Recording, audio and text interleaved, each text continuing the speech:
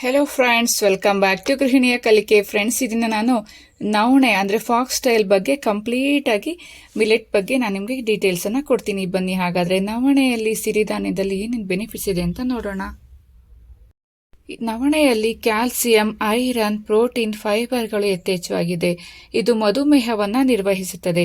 ನವಣೆ ಇದನ್ನು ಸೇವಿಸುವುದರಿಂದ ಹೆಚ್ಚು ಕಾಲಗಳ ಕಾಲ ಹೊಟ್ಟೆ ತುಂಬಿರುತ್ತದೆ ಹಾಗೂ ಇದು ರಕ್ತದಲ್ಲಿನ ಸಕ್ಕರೆ ಮಟ್ಟವನ್ನು ಸ್ಥಿರಗೊಳಿಸುತ್ತದೆ. ಹಾಗಾಗಿ ಮಧುಮೇಹಿಗಳಿಗೆ ಇದು ತುಂಬಾನೇ ಒಳ್ಳೆಯದು.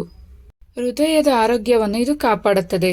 ನರಮಂಡಲ ಸರಿಯಾಗಿ ಕಾರ್ಯನಿರ್ವಹಿಸುವುದಕ್ಕೆ ಇದು ಸಹಾಯವನ್ನು ಸಹ ಮಾಡುತ್ತೆ. ತೂಕವನ್ನು ನಿಯಂತ್ರಿಸಲು ಸಹಾಯ ಮಾಡುತ್ತೆ, ಏಕೆಂದರೆ ಇದು ನಾರಿನಾಂಶ ಯಥೇಚ್ಛವಾಗಿರೋದ್ರಿಂದ ಇದನ್ನು ನಾವು ತಿಂತಾ ಇದ್ರೆ ನಮಗೆ ಹೊಟ್ಟೆ ತುಂಬಿದ ಹಾಗೆ ಭಾಸ ಆಗುತ್ತೆ. ಹಾಗಾಗಿ ನಾವು ಬೇಗನೆ ತೂಕವನ್ನು ಇಳಿಕೆ ಮಾಡ್ಕೋಬಹುದು.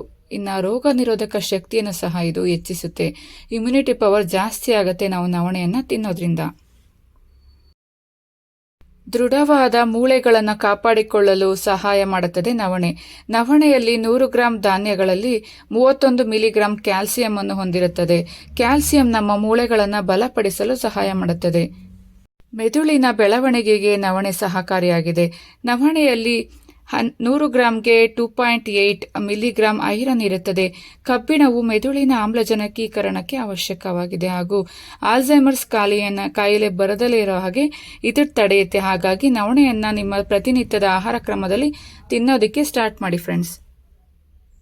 ಉತ್ತಮವಾದ ಜೀರ್ಣಕ್ರಿಯೆಗೆ ನವಣೆ ಸಹಕಾರಿ ಅಂತಲೇ ಹೇಳ್ಬೋದು. ಇದರಲ್ಲಿ ಫೈಬರ್ ಅತಿ ಹೆಚ್ಚು ಪ್ರಮಾಣದಲ್ಲಿರೋದ್ರಿಂದ ಜೀರ್ಣಕ್ರಿಯೆಗೆ ಇದು ಸಹಕಾರಿ ಹಾಗೂ ಮಲಬದ್ಧತೆಯನ್ನು ಇದು ನಿವಾರಣೆ ಮಾಡುತ್ತದೆ.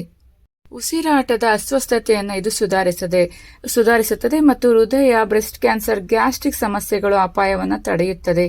ಸಿರಿಧಾನ್ಯಗಳನ್ನು ನಾವು ರಾತ್ರಿ ಇಡೀ ಅಥವಾ ಅಡುಗೆ ಮಾಡುವ 4ರಿಂದ 6 ಗಂಟೆಗಳ ಕಾಲ ಮೊದಲು ನಾವು ನೆನೆಸಿ ನಂತರ ಬಳಸಬೇಕು. ಈ ರೀತಿ ಮಾಡೋದ್ರಿಂದ ನಿಮಗೆ ಅದರಲ್ಲಿರುವಂತಹ ಪ್ರೋಟೀನ್ಸ್, ವಿಟಮಿನ್ಸ್ ನಿಮಗೆ ಲಭ್ಯ ಆಗುತ್ತೆ. ಸೊ ನೋಡ್ತಾ ಇದ್ದೀರಲ್ಲ ಫ್ರೆಂಡ್ಸ್, ಸಿರಿಧಾನ್ಯಗಳಲ್ಲಿ ಎಷ್ಟೊಂದು ಬೆನಿಫಿಟ್ಸ್ ಇದೆ ಅಲ್ವಾ.